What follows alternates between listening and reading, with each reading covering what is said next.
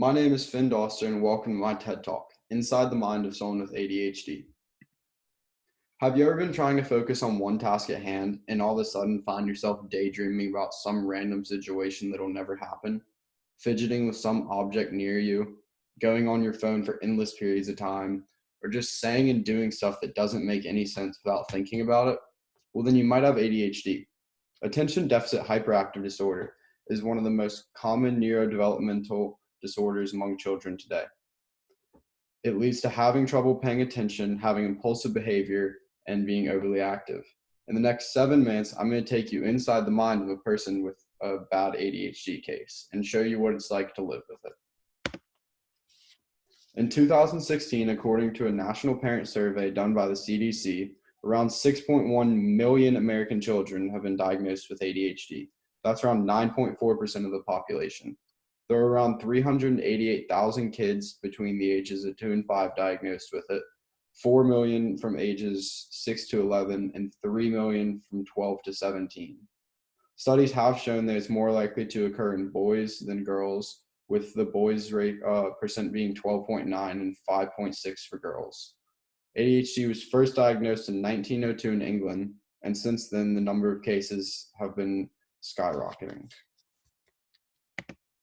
There are 3 main types of ADHD: predominantly inattentive presentation, which means you mainly lose focus easily and are unorganized, and predominantly hyperactive impulsive presentation, which just means you fidget a lot and say and do random stuff. Then the third kind is a mix of the first two, which is also what I am. In order to test positive for one of these kinds of ADHD, if you're under the age of 16, you have to show 6 symptoms for a period of over 6 months, and then you'll be diagnosed. But if you're 17 or older, it's 5 symptoms for a period of 6 months. So what does it actually mean to have ADHD, though? And what does it mean to really have a bad case of both types? Well, here's an example. I could be in class learning a new lesson from my teacher. And the average student, well, they'd be paying attention and maybe taking some notes or something too. But me, I would start hearing that lecture and I'd do something like this. Or I'd start daydreaming about what would happen if I was planning a bank robbery. I'd go through all those steps in my head and then go through the entire heist in my head just to not focus on what my teacher is saying. Or let's say there's a long test that students have to take. Most students would just sit down and take the whole test right away, but not me. The hyperactive part of the disorder makes me feel the need to get up and move. You might see me walking around the classroom, observing random pictures or items hung up on the wall, looking out a window, playing with my pen, or just staring straight into space. And another serious problem I have because of it is tapping my fingers. I'll be sitting in the living room with my dad watching TV, and all of a sudden I just start tapping my fingers away. I make cool beats and patterns, and I repeat them over and over again. Then my dad, he'll start yelling at me, telling me to stop tapping, and I say, all right. Within another minute, without even noticing I'm doing it, I'll start tapping away again without a care in the world. It's pretty much taken over my life at this point. I tap in class, I tap on my phone as I'm walking, it's nonstop. And then another thing I do is I find little random objects and toys and I just play with them. It's not even like toys, they're more just inanimate objects, and I just mess with them to ease my mind. Another thing ADHD has caused that's led me into some trouble is making me an extremely impulsive person. I have a bad tendency to do stupid things without thinking about what it could cause, and that's partially because of ADHD.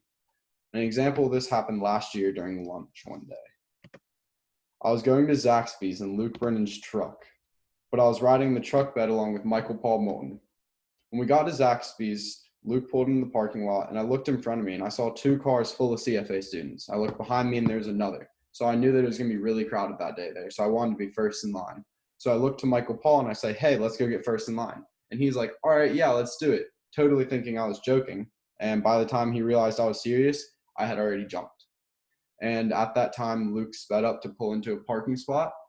So then the back of the truck bed clipped my foot, and I smacked the side of the truck and then went straight down onto the concrete, face and arm first. I broke my arm really, really badly and had to get surgery after that. Another time my impulsiveness got the best of me was in the school bathroom last year. It was during first period, and I was washing my hands when I noticed a zip tie hanging from under the bathroom sink. I couldn't tell what it was attached to, so I was really curious as to why it was there. So without thinking about what could cause, I pulled the zip tie really hard, and I ripped out the overflow drain along with it. The sink then began to leak water everywhere every time anyone used the sink.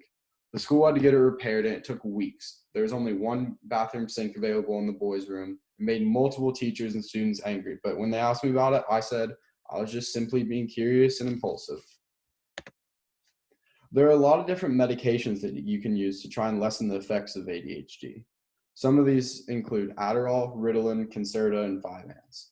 I've tried several of them myself, and they do work for helping you focus in school. A study done by the CDC showed that 70 to 80% of kids with ADHD who take a medicine do show less symptoms, but there is one problem with it, a lot of side effects. The main side effects of most ADHD medications include sleep problems, decreased appetite, weight loss, increased blood pressure, dizziness, headaches and stomach aches, moodiness and irritability, and nervousness. I personally have stopped taking any medication except for on big test days or other days where I know it's important or I might need it, because the symptoms and side effects are just too much for me. Mainly my appetite suppression and my change in behavior were my reasons for not wanting to take the medication on a daily basis. Whether it be acting impulsively and doing something stupid, not being able to pay attention in school, or my constant tapping on surfaces, ADHD is always causing some sort of problem for me. But in actuality, I'm actually really happy I have it. I think it makes me a more creative person, and it makes me who I am. It's a big part of my life, and it has always been prevalent since I've had it since I was a kid. It has caused a decent amount of struggle at times, but that's just what it means to have ADHD. My name is Finn Doster, and thank you for listening to my TED Talk.